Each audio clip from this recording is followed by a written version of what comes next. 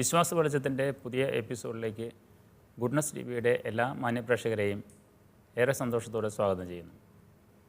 കത്തോലിക്ക വിശ്വാസ സത്യങ്ങളെ സാർവത്രിക മതബോധന ഗ്രന്ഥത്തിൻ്റെ അടിസ്ഥാനത്തിൽ പ്രേക്ഷകർക്കായി ലളിതമായി വ്യാഖ്യാനിച്ച് വിശദീകരിച്ചു കൊടുക്കുന്ന ഒരു പ്രോഗ്രാമാണിത്. രണ്ടാം വത്തിക്കാൻ കൗൺസിലിൻ്റെ പ്രബോധനങ്ങൾക്ക് കാലാനുസൃതമായി വിശദീകരണം കൊടുക്കുന്നതിൽ നിപുണനായ ഡോക്ടർ വിൻസെൻ്റ് കുണ്ടുകുളാച്ചനാണ് നമ്മോടൊപ്പം ഇത് വിശദീകരിക്കുന്നത്. അച്ഛനെ പ്രോഗ്രാമിലേക്ക് ഹൃദ്യമായി സ്വാഗതം ചെയ്യുന്നു. Thank you.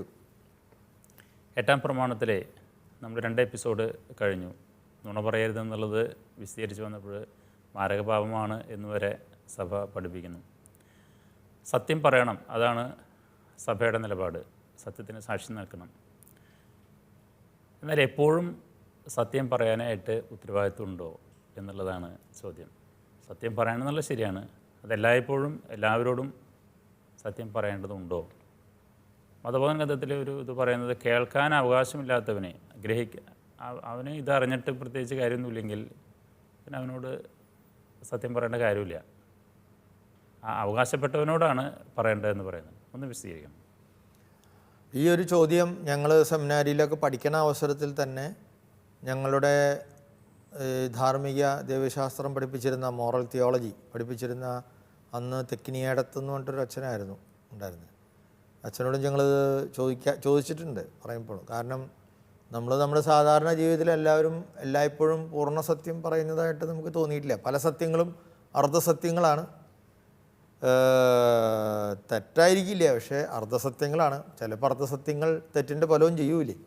അപ്പോൾ അങ്ങനെയൊക്കെ ഉള്ളതുകൊണ്ട് ഞാൻ ഈ ചോദ്യങ്ങൾ ഞങ്ങളുടെ കാലഘട്ടത്തിൽ തന്നെ ഞങ്ങൾ ചോദിച്ചിരുന്ന ഒരു ചോദ്യമാണ്. അപ്പോൾ തെക്കിനിയടത്തച്ഛൻ ഒരു വളരെ ക്ലിപ്തമായിട്ടൊരു മറുപടി പുള്ളി പറഞ്ഞിരുന്നത്, നമ്മൾ എപ്പോഴും എല്ലാവരോടും സത്യം പറഞ്ഞില്ലെങ്കിലും ആരോടും ഒരിക്കലും നുണ പറയരുത്. അങ്ങനെയാണ് അച്ഛൻ അതിനെ വ്യാഖ്യാനിച്ച് തന്നത്. അതായത് സത്യം പറയാൻ നേരത്തെ സാറ് പറഞ്ഞതുപോലെ എല്ലാ ആളുകളോടും നമുക്കറിയുന്ന എല്ലാ സത്യങ്ങളും വിളിച്ചു പറയാനായിട്ടുള്ള ഉത്തരവാദിത്വം നമുക്കില്ല. അതുകൊണ്ടാണ് സാറ് നേരത്തെ പറഞ്ഞത് ഇങ്ങനെ അത് കേൾക്കുവാനുള്ളവൻ്റെ അവകാശമുള്ളവന്.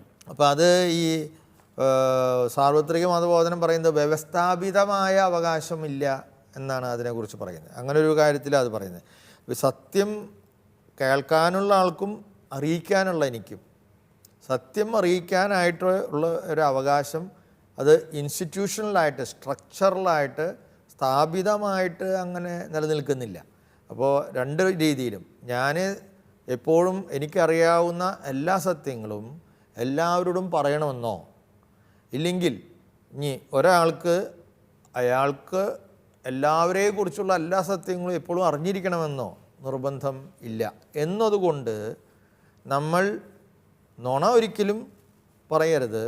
പക്ഷേ നമുക്കറിയാവുന്ന സത്യങ്ങൾ പലപ്പോഴും പൂർണ്ണമായിട്ട് നമുക്ക് അത് പറയാനായിട്ട് സാധിച്ചു എന്ന് വരില്ല എന്നുള്ള ഒരു പ്രായോഗികമായ ഒരു വിഷയമുണ്ട്. അതുകൊണ്ടാണ് സത്യം എപ്പോഴും പറയണമെന്നുണ്ടോ എല്ലാവരോടും എന്ന് ചോദിച്ചാൽ നമ്മൾ പറയുക അത് പറയേണ്ട കാര്യമില്ല എന്ന് തന്നെയാണ് സഭ പറയുന്നത്. ഉദാഹരണമായിട്ട് എനിക്ക് മാരകമായ പല രോഗങ്ങളും ഉണ്ടാകാം. ഡോക്ടറെ കണ്ടപ്പോൾ ഇന്ന രോഗങ്ങളുണ്ടെന്ന് പറഞ്ഞു. ഞാനത് എൻ്റെ വീട്ടുകാരോടും നാട്ടുകാരോടും മുഴുവൻ എനിക്കിങ്ങനെ രോഗം ഉണ്ട് കേട്ടോ ഡോക്ടർ പറഞ്ഞു എന്ന് പറഞ്ഞ് നടക്കേണ്ട യാതൊരു കാര്യമില്ലല്ലോ. ഞാൻ പറഞ്ഞ അല്ലെങ്കിൽ അപ്പോൾ ചില ആളുകൾ അങ്ങനെയുള്ള ചില സ്വഭാവക്കാരുണ്ട്. എന്നെ കണ്ട കിണ്ണം കട്ടുമെന്ന് തോന്നുമെന്ന് ദിലീപ് ഏതൊരു പടത്തിലും വിശ്വമാധവനിലാണോ ചോദിക്കുന്ന പോലെ അങ്ങനെ ജീവിച്ച് നടക്കേണ്ട കാര്യം ഇല്ല. പക്ഷെ പറയേണ്ടവരോട് പറയേണ്ട സമയത്ത് പറയേണ്ട രീതിയിൽ കൃത്യമായി സത്യം മാത്രമേ പറയാവൂ, ബോധിപ്പിക്കാവൂ എന്നുള്ളതാണ് നമ്മളതിൽ പറയുന്നത്. അപ്പോൾ ഏതെല്ലാം കണ്ടീഷനാണ് നമ്മളിതിനെടുക്കുക, ചില ഉപാധികൾ കിട്ടാതെ നമ്മുടെ ശ്രോതാക്കൾക്ക് ഏതെല്ലാം സന്ദർഭങ്ങളിൽ നമുക്ക് സത്യം പറയാനായിട്ട് അല്ലെങ്കിൽ പൂർണ്ണ സത്യം പറയാതിരിക്കാനായിട്ടുള്ള ന്യായങ്ങൾ എന്താണ്? ഒന്ന്, നമ്മൾ ചില കാര്യങ്ങൾ പറയുമ്പോൾ ഒന്നാമത് ഉറപ്പ് വരുത്തേണ്ടത് ഇത് സത്യമാണ് എന്ന് എനിക്ക് ഉറപ്പുണ്ടോ. അപ്പോൾ നമ്മളെന്തെങ്കിലും കേട്ട് കാണും വേറൊരാളെ കുറിച്ച്. ആ കാര്യം ഞാൻ ഉടനെ സത്യമായിട്ട് ചിലർ ചിന്തിക്കുകയാണ്, എന്നിട്ടത് വേറെ ആളോട് പറയുകയാണ്. പക്ഷേ അതിൻ്റെ സത്യസന്ധതയെക്കുറിച്ച് എനിക്ക് പൂർണ്ണമായി ബോധ്യപ്പെടുകയോ ഞാൻ പരിശോധിക്കുകയോ ചെയ്തിട്ടില്ല. ആധികാരികത ഇല്ല എനിക്ക്.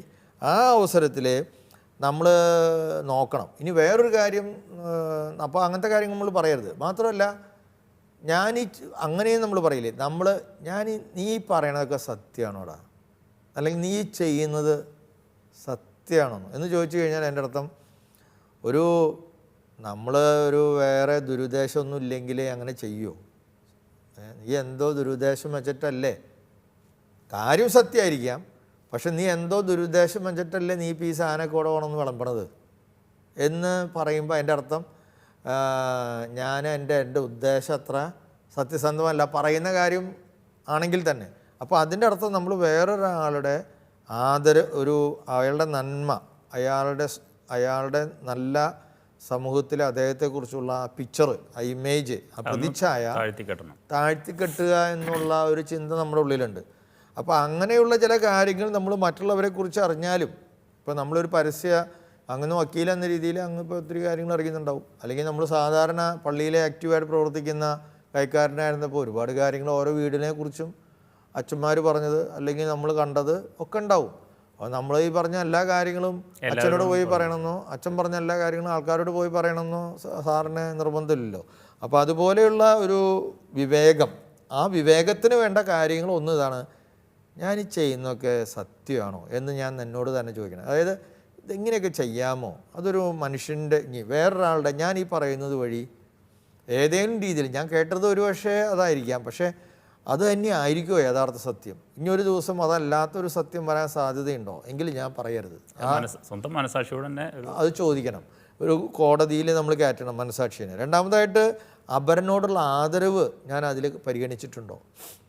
എനിക്ക് അയാൾ ഇങ്ങനെയൊക്കെ ചെയ്തു എന്നൊക്കെ അറിയാം, പക്ഷേ അത് ഞാൻ എന്തിനാണ് ഇപ്പോൾ പറഞ്ഞിട്ട് അയാളുടെ നല്ല ചായ കളയുന്നത്? അപ്പോൾ അപരനോടുള്ള ആദരവ് ഞാൻ പാലിക്കുന്നു. മൂന്നാമത്, ഞാൻ സ്നേഹം കൊണ്ടാണോ ഇത് പറയുന്നത്? ഇപ്പോൾ നമ്മൾ ഒരു നല്ലൊരു പരിപാടിക്ക് കയറുമ്പോഴാണ് നമ്മളെക്കുറിച്ച് ഏറ്റവും മോശമായിട്ടുള്ളൊരു കാര്യം വേറെ ആൾ വന്നിട്ട് നമ്മുടെ മനസ്സിൽ പറയുകയാണ്. ഈ സ്പോർട്സ് താരങ്ങളൊക്കെ ചിലപ്പോൾ അങ്ങനെ പറ്റിക്കാം, കളിക്കാനായിട്ട് ഏറ്റവും ഫോമിൽ പോകണ അവസരത്തിൽ. അതുകൊണ്ടാണ് ഇവർ ഈ ഒരാളെയും കാണാണ്ട് ഒക്കെ നിൽക്കണം. ചിലപ്പോൾ ആ നേരത്ത് അവൻ്റെ മോറൽ അങ്ങോട്ട് താഴെ കൊണ്ടുപോകാവുന്ന, മനസ്സിൻ്റെ ശക്തി ഏറ്റവും ലോ റേറ്റിലേക്ക് കൊണ്ടുപോകാവുന്ന രീതിയിലുള്ള ഒരു സാധനം പറഞ്ഞാൽ, ഞാനിപ്പോൾ ഒരു പ്രഭാഷണത്തിന് കയറുമ്പോഴാണ്, അല്ലെങ്കിൽ ഒരു പരീക്ഷയ്ക്ക് അറ്റംപ്റ്റ് ചെയ്യാൻ പോണ നേരത്ത്, അല്ലെങ്കിൽ നമ്മുടെ മനസ്സിൻ്റെ വീര്യം ഇടിച്ചു കളയുന്ന ഒരു സാധനമാണ്. അതോടുകൂടി പ്രാഞ്ചേട്ടൻ സിനിമ ഓർമ്മയില്ലേ, മമ്മൂട്ടി പ്രസംഗിക്കാനായിട്ട് കയറുമ്പോൾ പൂരങ്ങളുടെ അല്ലേ ആ സാധനം കംപ്ലീറ്റ് പോയി. അപ്പോൾ ഇതുപോലെയുള്ള ഈ സ്നേഹാധിഷ്ഠിതമാണോ? അപ്പോൾ അപരനോടുള്ള ആദരവ് ഞാൻ പാലിക്കുന്നുണ്ടോ?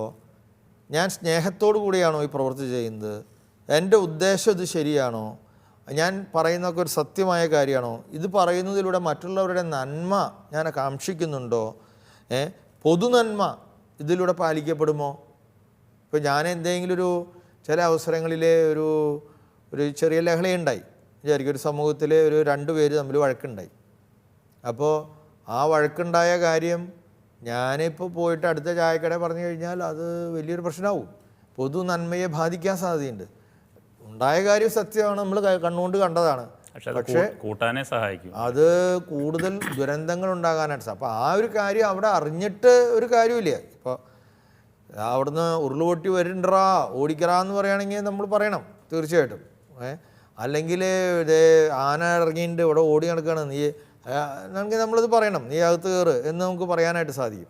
അപ്പോൾ സുരക്ഷിതത്വത്തെ മാനിക്കുന്ന കാര്യങ്ങളാണെങ്കിൽ നമ്മൾ പറയണം. എന്നാൽ അപരൻ്റെ സുരക്ഷിതത്വം അങ്കലാപ്പിലാക്കുന്ന കാര്യങ്ങളാണെങ്കിൽ നമ്മൾ പറയരുത്. പൊതുനന്മ ഇതുപോലെ. അപ്പോൾ കുറച്ച് നിബന്ധനകൾ എനിക്ക് തോന്നുന്നു നമ്മുടെ ശ്രോതാക്കളുടെ മനസ്സിലേക്ക് കിട്ടിക്കാണണം. അത് ഞാൻ ചെയ്യുന്ന കാര്യം സത്യം തന്നെയാണെന്ന് എനിക്ക് ബോധ്യമുണ്ടോ? 2, എൻ്റെ ഉദ്ദേശം ശുദ്ധമാണോ? ഇനി അപരനോട് ഉള്ള ആദരവ് ഞാൻ അതുവഴി പാലിക്കാൻ പറ്റുന്നുണ്ടോ? ഞാൻ സ്നേഹത്തിലധിഷ്ഠിതമായിട്ടാണോ ഈ പ്രവൃത്തി ചെയ്യുന്നത്? ഞാൻ ഈ പറയുന്നത് അല്ലെങ്കിൽ ചെയ്യുന്ന പറയുന്നതിലൂടെ മറ്റുള്ളവരുടെ നന്മ ഞാൻ ആഗ്രഹിക്കുന്നുണ്ടോ? അവരുടെ ഇമേജിന് എന്തെങ്കിലും സുരക്ഷിതത്വം നഷ്ടപ്പെടുമോ? ഇങ്ങനെയൊക്കെയുള്ള കാര്യങ്ങൾ നമ്മൾ വളരെ ശ്രദ്ധിച്ചിട്ട് വേണം. ഈ സത്യം തന്നെ പറയുകയാണെങ്കിൽ തന്നെ അതിനൊരു വഴിയുണ്ട്. ഇത് സോക്രട്ടീസ് അങ്ങനെ പറഞ്ഞു കേട്ടിട്ടുണ്ട്. സോക്രട്ടീസിൻ്റെ അടുത്ത് എന്തെങ്കിലും ഒരാൾ പറയാൻ വരികയാണെങ്കിൽ അതിനെ ചോദിക്കത്രേ, ഇതിനെക്കുറിച്ചുള്ള ആധികാരികം നിങ്ങൾക്ക് അറിയുന്നുണ്ട്, ശരിയാണ് ഇല്ല.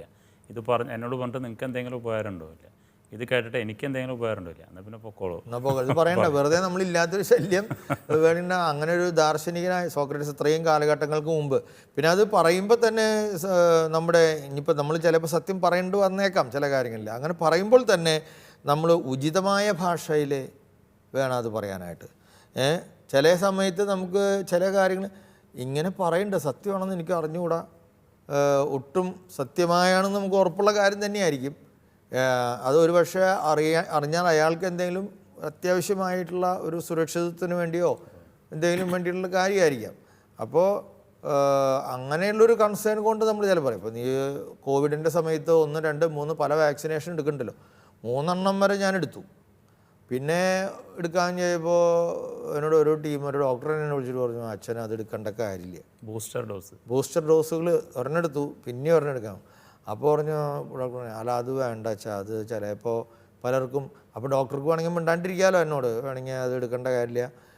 അപ്പോൾ അതിൻ്റെ അർത്ഥം ഡോക്ടർ ജീവിച്ചോട്ടെ എന്ന ആൾ ചിന്തിച്ചിട്ട് എന്താണെന്ന് എനിക്ക് അറിഞ്ഞൂടാ. അപ്പം ഇങ്ങനെയൊക്കെയാണ്. എപ്പോഴും സത്യം പറയണമെന്ന് നിർബന്ധമില്ല, പക്ഷെ പറയുന്നത് സത്യമായിരിക്കണം. സഭയുടെ ഇതിലേക്ക് വരുമ്പോഴേ ഈ കുംഭസാര രഹസ്യം വെളിപ്പെടുത്താൻ പാടില്ല എന്നുള്ളത് വൈദികർക്ക് ഒരു കൽപ്പനയായിട്ട് സഭ കൊടുക്കുന്നതാണ്. അതൊരു കുറ്റമായിട്ട് വരെ അല്ലേ, അതൊരു കുറ്റമാണ്. കാനൻ ലോയിൽ 953 അത് പറയുന്നുണ്ട്. അത് വെളിപ്പെടുത്തുകയാണെങ്കിൽ ശിക്ഷണ നടപടികളുണ്ടായിരിക്കും എന്നുള്ളത്. അതൊന്ന് വിശദീകരിക്കാം. മാരകമായ ഒരു വൈദികനെ സംബന്ധിച്ചിടത്തോളം മാരകമായ ഒരു തെറ്റായിട്ടാണ് അത് കാണുന്നത്, ബാക്കിയുള്ള ഏത് തെറ്റിനേക്കാൾ. കാരണം ഇപ്പോൾ ഇതുപോലെ പലപ്പോഴും നിശബ്ദത പാലിക്കാൻ കടപ്പെട്ടവരും അല്ലെങ്കിൽ സത്യം അറിഞ്ഞാലും അത് പുറത്ത് പറയാതെ സൂക്ഷിക്കാൻ കടപ്പെട്ടവരുമായ ഒരുപാട് പ്രൊഫഷൻസ് നമുക്ക് വേറെയുണ്ട്. ഇപ്പോൾ സാറ് തന്നെ വക്കീലാണ്, വക്കീൽ എന്ന രീതിയിൽ അങ്ങേക്ക് എല്ലാ കാര്യങ്ങളും പുറത്ത് പറയാൻ പറ്റില്ലല്ലോ. പ്രതിയെക്കുറിച്ച് അങ്ങേക്ക് അറിയാവുന്ന എല്ലാ കാര്യങ്ങളും പറയാനായിട്ട് പറ്റില്ല. അപ്പോൾ അതുപോലെ ഡോക്ടർമാർ അതുപോലത്തെ വേറൊരു ഗണമാണ്. ചില രാഷ്ട്ര നേതാക്കൾ, അവർക്ക് ഒരുപാട് സത്യങ്ങൾ വേറെ അറിയാൻ അങ്ങനെയൊക്കെ ഉണ്ട്. എന്നാൽ അതുപോലെ തന്നെ എന്നും അറിയാൻ പറ്റില്ല. അതിനേക്കാൾ കൂടുതൽ ഗൗരവമുണ്ട് ഒരു വൈദികൻ കുംഭസാരത്തിലൂടെ ലഭിക്കുന്ന വിവരങ്ങൾ ആ വ്യക്തിയെ ഐഡൻറ്റിഫൈ ചെയ്യാവുന്ന രീതിയിൽ പുറത്ത് പറയുന്നത്. കാരണം അതൊരു ദൈവികമായ ഒരു കൂദാശയാണ്. വെറുതെ ഒരു കോടതിയിലോ അല്ലെങ്കിൽ മറ്റുള്ളവർ മുന്നിൽ നടക്കുന്ന ഒരു കോൺട്രാക്റ്റ് പോലെയല്ല. ആ വൈദിക പട്ടം നൽകുന്ന ആ കൂദാശ, വൈദിക ശുശ്രൂഷയുടെ കൂദാശയോടൊപ്പം തന്നെ കുംഭസാരമെന്ന കൂദാശയുടെയും അലംഘനീയമായ ചില നന്മകളെയാണ് ഇതുവഴി തകർത്ത് കളയുന്നത്. അതുകൊണ്ടാണ് അത് ഒരിക്കലും അങ്ങനെ ചെയ്യാൻ പാടില്ല എന്ന് പറഞ്ഞിട്ടുള്ളത്. അപ്പോൾ അപൂർവം, ഞാൻ വളരെ അപൂർവമായിട്ട് ഏതോ ഒരു പ്രാവശ്യം ഒരച്ഛൻ ആത്മകഥ എഴുതിയപ്പോൾ, അച്ഛൻ്റെ പരിപാടി കഴിഞ്ഞു പോയ ഒരാളാണ്, പക്ഷേ അതിലെ എന്തോ ആളെ ഒന്നും വ്യക്തമാക്കിയിട്ടല്ല എന്ന് തോന്നുന്നു. പക്ഷേ എന്തോ ചില കാര്യങ്ങൾ, അതൊരു വൈദികൻ, പിരിഞ്ഞു പോയ വൈദികനാണെങ്കിലും സസ്പെൻഡഡ് പ്രീസ്റ്റാണ്, എങ്കിലും അത് ചെയ്യാൻ പാടില്ലായിരുന്നു എന്ന് ഞാൻ എൻ്റെ കോളത്തിൽ ഞാൻ എന്തായിട്ട് എഴുതിയ പോലെ ഞാൻ ഇപ്പോഴൊരു ഓർക്കുന്നു. ഞാനിപ്പോൾ കൃത്യം ആരാന്നൊന്നും ഓർക്കുന്നില്ല. അപ്പോൾ അല്ലെങ്കിൽ നമ്മൾ സാധാരണ ഒരു വൈദികനും കുംഭസാര രഹസ്യം പറയുന്നില്ല. ഇപ്പോൾ ഞാൻ ധ്യാനപ്രസംഗ ഇതൊക്കെ പോകുന്ന അവസരത്തിനുള്ളിൽ പലപ്പോഴും കുംഭസാരത്തിൽ പറയുന്ന കാര്യങ്ങൾ പൊതുവായിട്ട് പറയാറുണ്ട്. ഐഡൻറ്റിറ്റി ഒരിക്കലും നമ്മൾ റിവീൽ, അല്ലെങ്കിൽ ഒരു പർട്ടിക്കുലർ കാര്യം പറയൂല. ഇപ്പോൾ ജനറലായിട്ട് മനുഷ്യർ ഇങ്ങനെയൊക്കെയാണ് കുംഭസാരിക്കുന്നത്, അല്ലെങ്കിൽ നിങ്ങൾ സ്ഥിരം പറയുന്ന കുംഭസാരം എന്നതൊക്കെയാണ്. പുതിയ കുറേ പാപങ്ങളുടെ ലിസ്റ്റ് ഞാൻ ഉണ്ടാക്കി കൊടുക്കും കുംഭസാരത്തിൽ. അപ്പോൾ ഇതൊക്കെയാണ് പുതിയ കുംഭസാരം. പ്രേക്ഷകരോട് നമ്മൾ ഇന്ന് തുറന്നു പറയേണ്ട ഒരു കാര്യം, ഞങ്ങൾ അച്ഛന്മാരെ സംബന്ധിച്ചിടത്തോളം വ്യക്തിപരമായിട്ട് പറഞ്ഞാൽ ആരും തന്നെ ഈ കുംഭസാരത്തിൽ എന്ത് പറയുന്നു എന്നുള്ളതിനെക്കുറിച്ച് നമ്മൾ രണ്ടാമതൊരു തോട്ടിന് പോവാറില്ല. അത് പുറമേ നിന്ന് നോക്കുമ്പോൾ നമ്മൾ അങ്ങനെ ചിന്തിക്കുന്നുണ്ടാകാം. കാരണം നമ്മൾ ആ ഒരു കസേരയിൽ ഇരിക്കാത്തത് കൊണ്ട് ഒന്നിനു പുറകെ ആളുകൾ കുമ്പസാരിക്കുന്നു. എത്രയോ കൊല്ലങ്ങളായിട്ട് നമ്മൾ കേൾക്കുന്നു. ഇതുപോലെ ഞാനും കുമ്പസാരിക്കുന്നുണ്ട്, എല്ലാ അച്ഛന്മാരും കുമ്പസാരിക്കുന്നുണ്ട്, നമ്മളും ഇതേ കാര്യം തന്നെയാണ് വേറെ ആളുകളുടെ അടുത്ത് പോയി പറയുന്നത്. നമ്മൾ അതിൽ ആകെ നമ്മുടെ മനസ്സിൽ ടച്ചാവുന്ന ചില നേരത്ത് ചില ആളുകൾ ആത്മാർത്ഥമായിട്ടുള്ള കുമ്പസാരങ്ങൾ പറയുമ്പോൾ പാപങ്ങളുടെ ഏത് പാപങ്ങൾ എന്നുള്ളതിനേക്കാൾ അത് അവതരിപ്പിക്കുന്ന രീതിയിലുള്ള അവരുടെ മനസ്സിൻ്റെ ആ ആത്മാവിൻ്റെ യഥാർത്ഥമായ വ്യഥ നമ്മൾ മനസ്സിലാകുമ്പോൾ അത് നമ്മളെ വളരെയധികം പലപ്പോഴും സ്പർശിക്കാറുണ്ട്. അച്ഛനെ സംബന്ധിച്ചിടത്തോളം ആരെ എന്ത് എങ്ങനെ പറഞ്ഞു എന്നുള്ളത് ഓർത്തിരുന്നിട്ട് ഒരു ഉപകാരമില്ല. അതിനെക്കുറിച്ച് നമ്മളതിനെക്കുറിച്ച് ഒട്ടും വറീഡേ അല്ല. അപ്പോൾ ഞാനപ്പോൾ ചില ആളുകൾ ചില കാര്യങ്ങൾ ഞാൻ ചോദിക്കാറുണ്ട് എന്നോട്, നിങ്ങൾ ഒരിക്കലും രഹസ്യം പറയാൻ പാടില്ല എന്നാണല്ലോ പറയുന്നത്. അപ്പോൾ ഒരാളിപ്പോൾ കുമ്പസാരിക്കാൻ വന്നിട്ട് പറയുവാണ്, ഞാൻ എറണാകുളത്ത് മെട്രോയിൽ ബോംബ് വെച്ചിട്ടുണ്ട്, അത് ഉച്ചതിരിഞ്ഞ് 7 മണിക്ക് പൊട്ടും, വെച്ചതിൽ എനിക്ക് ഖേദമുണ്ട്, അതുകൊണ്ട് ഞാൻ വന്ന് കുമ്പസാരിക്കുകയാണെന്ന് പറഞ്ഞാൽ അച്ഛൻ എന്ത് ചെയ്യും? അപ്പോൾ ഞാൻ അതിനെക്കുറിച്ച് അങ്ങനെയുള്ള ചോദ്യങ്ങൾ വരുമ്പോൾ ഞാൻ സാധാരണ ധാർമ്മിക ദൈവശാസ്ത്രം പഠിപ്പിക്കുന്ന അവിടെ തന്നെയുള്ള സഹപ്രവർത്തകരെ അല്ലെങ്കിൽ മുമ്പ് അവിടെ പഠിപ്പിച്ചിരുന്നവർ അവരൊക്കെ ആയിട്ട് വിളിച്ചു ചോദിക്കും. അപ്പോൾ അവർ വളരെ കൃത്യമായിട്ട് അവർക്കതിനെക്കുറിച്ചുള്ള കാഴ്ചപ്പാട് സഭയുടെ കൃത്യമായിട്ട് അവർ നമുക്ക് പറഞ്ഞു തരും. അപ്പോൾ അവർ പറയുന്ന ഒരു കാര്യം, ഇപ്പോൾ ഇങ്ങനെയുള്ള വല്ല സംശയം ആൾക്കാരുടെ ഉള്ളിൽ ഈ അച്ഛന്മാരോട് ഇങ്ങനെ വന്ന് പല കാര്യങ്ങളും ഏൽപ്പിക്കാമല്ലോ, ഈ സിനിമയിലൊക്കെ ഇങ്ങനത്തെ കുറേ സീനുകൾ കാണുന്നതുകൊണ്ട്. പക്ഷേ അങ്ങനെ വന്ന് ഞാനൊരു ബോംബ് വെച്ചിട്ടുണ്ട് എന്ന് വന്ന് പറയുന്നത് കുമ്പസാരമല്ല. യഥാർത്ഥ കുമ്പസാരമല്ല. യഥാർത്ഥ കുമ്പസാരം എന്ന് പറഞ്ഞാൽ കുമ്പസാരിക്കുന്ന ആൾക്ക് മോചിക്കപ്പെടാനും പാപം ചെയ്യാതിരിക്കാനും ഉള്ള ഒരു വലിയ മനസ്സും ആ പാപത്തിൻ്റെ രീതിയിൽ തുടരാതിരിക്കാനുള്ള മാനസാന്തരപ്പെടാനുള്ള തയ്യാറെടുപ്പും ഉണ്ടാവണം. ഒരു അനുതാപം ഉണ്ടാവണം. ഞാനിവിടെ ഒരു ബോംബ് വെച്ചിട്ടുണ്ട്, അച്ഛനെ ഞാൻ അറിയിച്ചു, ഞാൻ കുമ്പസാരിക്കുകയും ചെയ്തു, എൻ്റെ പേഴ്സ് കഴിഞ്ഞു പറഞ്ഞാൽ പണ്ട് പള്ളിയിൽ പോയി പറഞ്ഞാൽ മതി എന്ന് പറയുന്ന പോലത്തെ കേസല്ല അത്. അത് കുമ്പസാരമാകുന്നില്ല. കുമ്പസാരമാകുന്നത് ആർക്കാണ്? അനുതാപത്തോടു കൂടെ ഞാൻ ഇനി ആ തെറ്റ് ആവർത്തിക്കുകയില്ല എന്ന് ദൈവത്തിന് മുമ്പാകെ ഏറ്റുപറയാൻ ആഗ്രഹിക്കുന്ന ഒരാൾ വേണ്ട പരിഹാരമാർഗ്ഗങ്ങൾ ചെയ്യാൻ പോലും തയ്യാറായിട്ട് വരുന്ന ഒരു കാര്യത്തെക്കുറിച്ചാണ് നമ്മൾ കുമ്പസാരം എന്ന് പറയുന്നത്, കൂദാശ എന്ന് പറയുന്നത്. മറ്റേതെല്ലാം ഒരു ചൂഷണമാണ്. ഇങ്ങനെ ഒരു സത്യത്തെ അതിൻ്റെ അപകടം വളരെ വലിയതാണ്. അത് നിന്ന് മോചനം കിട്ടാൻ വേണ്ടി ആദ്യമേ വന്ന് അത് ഒരാളോട് പറഞ്ഞിട്ട് അത് കുമ്പസാരമല്ല. ഇനി അഥവാ ഒരാൾ വന്ന് ഒരു അച്ഛൻ്റെ അടുത്ത് പറയുകയാണെങ്കിൽ അച്ഛൻ്റെ ഉത്തരവാദിത്വമാണ് ആ മനുഷ്യനോട്, എടാ നീ പറയണ കുമ്പസാരമൊന്നുമല്ല, ഇത് ഇൻറ്റേർണൽ ഫോറം എന്നും നമ്മൾ പറയുക, അതിനെ എക്സ്റ്റേണൽ ഫോറം, ആന്തരികമായ ഒരു ഫോറത്തിൽ വരുന്ന കാര്യമേ അല്ല. നീ ആദ്യമേ ചെയ്യേണ്ടത് ഇപ്പോൾ തന്നെ അത് പോലീസിനോട് പറയുക, അല്ലെങ്കിൽ നീ തന്നെ പോയി അത് മാറ്റുക, നിർവീര്യമാക്കുക, അതിനുശേഷം നീ അനുദപിച്ച് വന്ന് ഇത് ചെയ്യുക എന്നുള്ളതാണ് കുമ്പസാരത്തിന് അർത്ഥമുള്ളൂ. അതേസമയം ഇപ്പോൾ ഞാനൊരാളെ കൊലപാതകം ചെയ്തു എന്ന് പറയുന്ന ചില കേസുകൾ വരാം. ആ കാര്യം അദ്ദേഹം ചെയ്തു, അദ്ദേഹം അതിലിപ്പോൾ അനുദപിക്കുന്നു, മനസ്തപിക്കുന്നു. അത് വന്ന് പറയുമ്പോൾ അച്ഛൻ അത് യഥാർത്ഥ കുമ്പസാരമായിട്ട് തന്നെ കാണുന്നത്. പക്ഷെ ആ കാര്യം അച്ഛൻ പുറത്ത് പറയാൻ പാടില്ല. അച്ഛനറിയാം ഇയാൾ ഇന്നൊരു കൊലപാതകം ചെയ്തിട്ടുണ്ട് എന്ന്, അതറിയാം. പക്ഷെ കേസുകൾ നടക്കുന്നു, അല്ലെങ്കിൽ പത്രക്കാരൊക്കെ അന്വേഷിക്കുന്നു, പോലീസ് അന്വേഷിക്കുന്നുണ്ട്. ആ അവസരത്തിൽ എനിക്ക് രഹസ്യം അറിയാം, പക്ഷെ ഞാൻ പറയാൻ പാടില്ല. അച്ഛൻ പത്രസമ്മേളനം വിളിച്ചിട്ടില്ലെങ്കിലും വളരെ രഹസ്യമായിട്ട് ഏതെങ്കിലും രീതിയിൽ ഏതെങ്കിലും ഒരു സൂചന കിട്ടാവുന്ന രീതിയിൽ നിങ്ങൾ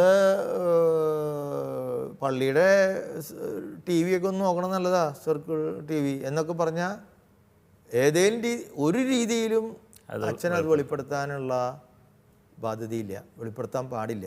അപ്പോൾ കുമ്പസാര രഹസ്യം എന്ന് പറയുന്നത് യഥാർത്ഥ കുമ്പസാരങ്ങൾ. നേരത്തെ പറഞ്ഞ ഞാൻ ബോംബ് വെച്ചിട്ടുണ്ട് അച്ഛാ വേണമെങ്കിൽ നോക്കിക്കോ എന്ന് പറയുന്നത് കുമ്പസാരമൊന്നുമല്ല. അത് പക്ഷേ അച്ഛനെ അധികാരികളെ അറിയിക്കാനുള്ള ഉത്തരവാദിത്വം കൂടി തരികയാണ്. അപ്പോൾ നമ്മൾ അവനോട് പറയും നീ അറിയിക്കണില്ലെങ്കിൽ ഞാൻ അറിയിക്കുമെന്ന് പറയും. അതൊരു കുമ്പസാര രഹസ്യം പുറത്താക്കണ പോലെയല്ല. ഈ കുമ്പസാരത്തിൻ്റെ അച്ഛൻ നേരത്തെ സൂചിപ്പിക്കുക ഔദ്യോഗിക രഹസ്യങ്ങൾ പാലിക്കാനായിട്ടുള്ള ഒരു ഇതുണ്ട്. അതപ്പോൾ സത്യസന്ധതയ്ക്ക് എതിരാവില്ല എന്നാണ് ഒരു ചോദ്യം വരുന്നത്. ഇപ്പോൾ ഉദാഹരണം പറഞ്ഞു, അഭിഭാഷകരാണെങ്കിൽ കക്ഷികൾ വന്ന് പറയുന്ന കാര്യങ്ങൾ അത് ഒരു ഒഫീഷ്യൽ കമ്മ്യൂണിക്കേഷൻ, പ്രിവിലേജ്ഡ് കമ്മ്യൂണിക്കേഷൻ എന്നുള്ള പോലെ ഒരു സീക്രസിയാണത്. അത് വെളിപ്പെടുത്താനായിട്ട് വക്കീലിന് ബാധ്യതയില്ല, unless with the consent of the client. അദ്ദേഹം പറയുകയാണെങ്കിൽ ഓക്കെ നമുക്ക് പറയാം. അല്ലെങ്കിൽ ഇപ്പോൾ പോലീസ് ഇൻവെസ്റ്റിഗേഷനോ കോടതിയിലോ പോലും പ്രൊഫഷണൽ കമ്മ്യൂണിക്കേഷൻ വെളിപ്പെടുത്തേണ്ട കാര്യമില്ല. അപ്പോൾ ഒരു വക്കീലിനെ സംബന്ധിച്ചിടത്തോളം നിങ്ങളെപ്പോലുള്ള ഒരാൾക്ക് ഒരുപക്ഷെ പ്രതി ഇന്ന രീതിയിൽ കുറ്റക്കാരനാണ് എന്ന് കൃത്യമായിട്ട് അറിയാം. ആ കാര്യം പ്രതി നമ്മളോട് വന്ന് പറഞ്ഞിട്ടുണ്ടെന്ന് വിചാരിക്കും, പറഞ്ഞിട്ടുണ്ട്. പക്ഷേ വാദിക്കാനായിട്ട് അങ്ങനെയല്ല, തെളിവുകൾ ആ രീതിയിലുള്ളതല്ല. അപ്പോൾ അങ്ങനെ ചെയ്യാം അങ്ങനെ. അതായത് ഒരു ഇൻവെസ്റ്റിഗേഷൻ്റെ ഭാഗമായിട്ട് പോലീസിൻ്റെ വക്കീലിനെ വിളിച്ച് ചോദിക്കാൻ പറ്റില്ല, അല്ലെങ്കിൽ മറ്റേ പ്രതി ഇങ്ങനെ നിങ്ങളടുത്ത് പറഞ്ഞിട്ടുണ്ടോ, അല്ലെങ്കിൽ അതിനുള്ള അതിൽ നിന്നൊക്കെ അത് privileged communication between council and client ആണ്. അത് ഇന്ത്യൻ എവിഡൻസ് ആക്ട് പ്രകാരം പ്രൊട്ടക്റ്റഡ് ആണ്. അപ്പോൾ അത് സത്യസന്ധതയ്ക്ക് എതിരാകുമോ എന്നുള്ളതാണ് ക്വസ്റ്റ്യൻ വരുന്നത്. നമ്മളിവിടെ സത്യസന്ധതയെക്കുറിച്ച് പറയുന്നുണ്ടല്ലോ സഭയുടെ പഠനങ്ങളിൽ. അത് അതിനെക്കുറിച്ച് സാർവത്രിക മതബോധനം പറയുന്നുണ്ട്. വക്കീലന്മാരുടെ കേസ് മാത്രമല്ല, രാഷ്ട്ര നേതാക്കൾ, പട്ടാളക്കാർക്ക് ഇപ്പോൾ ഒരുപാട് രഹസ്യങ്ങൾ അറിയാലോ. പ്രത്യേകിച്ച് ഇൻ്റലിജൻസ് ഡിപ്പാർട്ട്മെൻറ്റിൽ എൻ്റെ മൂത്ത ബ്രദർ, മരിച്ചുപോയ ബ്രദർ വർക്ക് ചെയ്തിരുന്ന അതിലാണ്. അപ്പോൾ CIB ഇൻ്റലിജൻസ് ബ്യൂറോ. അപ്പോൾ അങ്ങനെയൊക്കെയുള്ള കാര്യങ്ങളിൽ ഇവർക്ക് എവിടെയൊക്കെയാണ് കാര്യങ്ങൾ ഇരിക്കണത്, എന്തൊക്കെയാണ് ഓരോന്നിനെക്കുറിച്ചുള്ള രഹസ്യങ്ങൾക്ക് അവർക്ക് അറിയാം. ഈ രഹസ്യങ്ങളൊന്നും അവർ തള്ളുമ്പോൾ നമ്മളോട് പറയുന്നില്ല. അത് അവർ പറയൂല. അവർ പറയാം അതൊന്നും അങ്ങനെ പറയാൻ പറ്റില്ല. ഇപ്പോൾ എവിടെയാണ് ഇന്ന സാധനങ്ങൾ ഇരിക്കണേ എന്നൊന്നും അവർ പറയാൻ പറ്റില്ല. അത് അവർ പറയാം. അല്ലെങ്കിൽ ഡോക്ടർമാർ വളരെ പ്രധാനപ്പെട്ട ഒരു ശൃംഖലയാണെന്ന്. കാരണം മനുഷ്യൻ്റെ സ്വകാര്യ ജീവിതത്തെക്കുറിച്ചുള്ള അഭിമാനബോധവും അവൻ്റെ ആരോഗ്യസ്ഥിതിയെക്കുറിച്ചുള്ള അവൻ്റെ വിവരങ്ങളും പരമാവധി ഒരു സീക്രട്ടായിട്ട് രഹസ്യമായിട്ട് സൂക്ഷിക്കാൻ ഓരോ മനുഷ്യനും ആഗ്രഹിക്കുന്നൊരു കാലമാണ്. അപ്പോൾ ഡോക്ടർമാർ, പട്ടാളക്കാർ, രാഷ്ട്ര നേതാക്കൾ, വക്കീലന്മാർ, ഇങ്ങനെയൊക്കെയുള്ള കാറ്റഗറിയിൽപ്പെട്ട ആളുകൾക്കൊക്കെ അവർ ഔദ്യോഗികമായ രഹസ്യങ്ങൾ അവർക്ക് സൂക്ഷിക്കാനായിട്ട് കടപ്പാടുണ്ട്. അപകടപ്പെടുത്താതിരിക്കാൻ വേണ്ടി ചില കാര്യങ്ങൾ പട്ടാളക്കാർ പുറത്ത് പറയണമെന്നില്ല. അതുപോലെ ഒരു പേഷ്യൻറ്റിൻ്റെ, ഒരു രോഗിയുടെ ആത്മാഭിമാനത്തെ സംബന്ധിച്ചിടത്തോളം ഇന്ന കാര്യങ്ങൾ അറിയാവുന്നത് കൊണ്ട് സാധാരണ ഡോക്ടർമാർ, നമ്മൾ പ്രത്യേകിച്ച് ആ ഡോക്ടറെ ഞാൻ ഡോക്ടറെ കാണാൻ വന്നത്, ഞാനിങ്ങനെ കോമൺ ആയിട്ട് പബ്ലിക്കായിട്ട് അറിയപ്പെടുന്ന ഒരാളാണ്. അപ്പോൾ അതുകൊണ്ട് ഡോക്ടർ ഈ കാര്യം ഒരു രീതിയിലും ഡൈവേർജ് ചെയ്യാനായിട്ട്, അതായത് രഹസ്യത്തിന് മുദ്ര വയ്ക്കുക എന്ന് പറയും. ഞാൻ ആ സംസാരിക്കുന്ന അവസരത്തിൽ ഞാൻ ഈ പറയുന്നത് കോൺഫിഡൻസിലാണ്, കുമ്പസാര രഹസ്യം പോലെ സൂക്ഷിക്കണം എന്നൊക്കെ അങ്ങനെ ഒരു ഫ്രേസ് തന്നെയുണ്ട്. അല്ലെങ്കിൽ ഇത് രഹസ്യമാണ് എന്ന് പറഞ്ഞിട്ട് അതിന് പ്രതിജ്ഞ എടുപ്പിച്ചിട്ടാണ് പലരും നമ്മൾ ഇങ്ങനെയുള്ള കാര്യങ്ങൾ പറയുക. അങ്ങനെ ആരൊക്കെ ഏതൊക്കെ തസ്തികയിൽ ഗൗരവമായ കാര്യങ്ങൾ കൈകാര്യം ചെയ്യുന്നുണ്ടോ അവരൊക്കെ ആ രഹസ്യം പാലിക്കാൻ കടപ്പെട്ടവരാണ് എന്നാണ് സാർവത്രിക മതബോധനം പറയുന്നത്. അപ്പോൾ ആ രഹസ്യം പാലിക്കുന്നതിലാണ് അവരുടെ സത്യസന്ധത വരുന്നത്. എന്നാൽ അവിടെയും ചില സന്ദർഭങ്ങൾ സാർവത്രിക മതബോധനം അവർക്ക് എക്സെപ്ഷൻ കൊടുക്കുന്നുണ്ട്. ഈ കുമ്പസാര രഹസ്യത്തിൽ നിന്നുള്ള വ്യത്യാസം അതാണ്.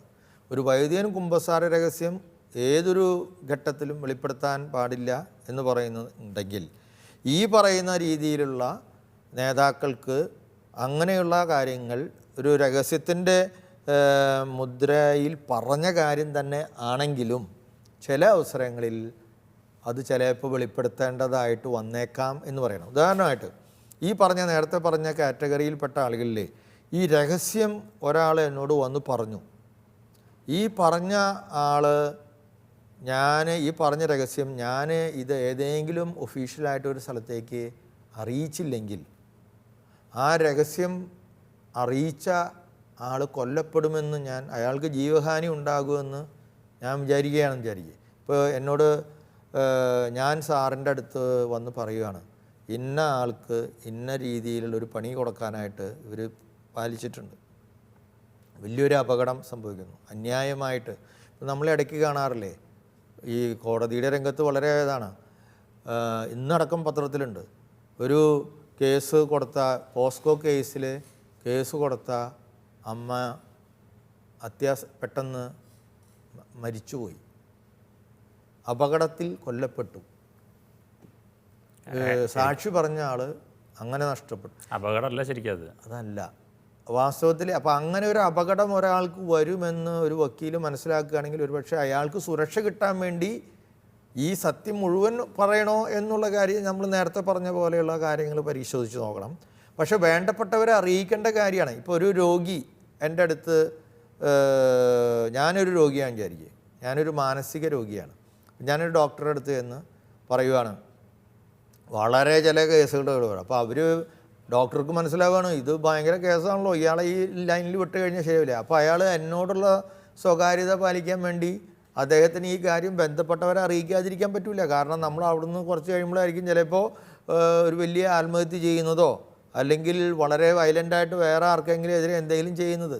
അപ്പോൾ അങ്ങനെ അതിനെ പറയുന്നത് ഈ രഹസ്യം ഏൽപ്പിച്ച ആൾക്കോ അല്ലെങ്കിൽ രഹസ്യം സ്വീകരിച്ചവനോ ഇനി മൂന്നാമതൊരു വ്യക്തിക്കോ ഈ പറഞ്ഞ രഹസ്യത്തിൻ്റെ പേരിൽ വലിയ ഗൗരവമായ ദ്രോഹമുണ്ടാകുമെന്ന് ഈ ആളുകൾക്ക് ജഡ്ജ് ചെയ്യാൻ സാധിക്കുകയാണെങ്കിൽ ഇനി അത് ഒഴിവാക്കാൻ വേറെ ഒരു മാർഗവുമില്ല, ഈ കാര്യം വെളിപ്പെടുത്തുക മാത്രമാണെന്നും ഈ ഔദ്യോഗികമായ ഉത്തരവാദിത്വം വഹിക്കുന്ന ആൾക്ക് തോന്നുവാണെങ്കിൽ അയാളത് വെളിപ്പെടുത്തണം. എക്സെപ്ഷൻ എന്നുള്ള നിലയ്ക്ക് ഇത് എക്സെപ്ഷനാണ്. അപ്പോൾ പക്ഷെ അല്ലെങ്കിൽ രഹസ്യത്തിൻ്റെ മുദ്ര വെച്ച് പറയുന്ന ഒരു കാര്യവും നമ്മൾ വെളിപ്പെടുത്താൻ പാടില്ല. പക്ഷേ ഇതുപോലെ ഗൗരവമായ ജീവഹാനിയോ വലിയ ഒരു ദുരന്തമോ വരുന്നു എന്ന് അദ്ദേഹത്തിന് മുൻകൂട്ടി ജഡ്ജ് ചെയ്യാൻ സാധിക്കുകയാണെങ്കിൽ ആ സന്ദർഭങ്ങളിൽ അത് പറയാനും സഭ അനുവദിക്കുന്നുണ്ട്. സത്യമേ പറയാവൂ എന്നുള്ള ഈ എപ്പിസോഡിലെ വിശദീകരണം ശ്രവിച്ച എല്ലാ പ്രേക്ഷകർക്കും അച്ഛൻ്റെ നന്ദി പറയുന്നു. സത്യമേ പറയാവൂ എങ്കിൽ പോലും എല്ലായ്പ്പോഴും സത്യം പറയരുതെന്നും കുംഭസാര രഹസ്യം വെളിപ്പെടുത്തരുതെന്നുള്ള സഭയുടെ പഠനം അല്ലെങ്കിൽ ഔദ്യോഗിക കർത്തവ്യത്തിൻ്റെ ഭാഗമായിട്ട് ചിലർക്ക് സത്യം രഹസ്യമായി സൂക്ഷിക്കേണ്ട ബാധ്യതയുണ്ടെന്നുള്ള വിശദീകരണം ശ്രവിച്ച എല്ലാ പ്രേക്ഷകർക്കും നന്ദി പറയുന്നു. നന്ദി, നമസ്കാരം.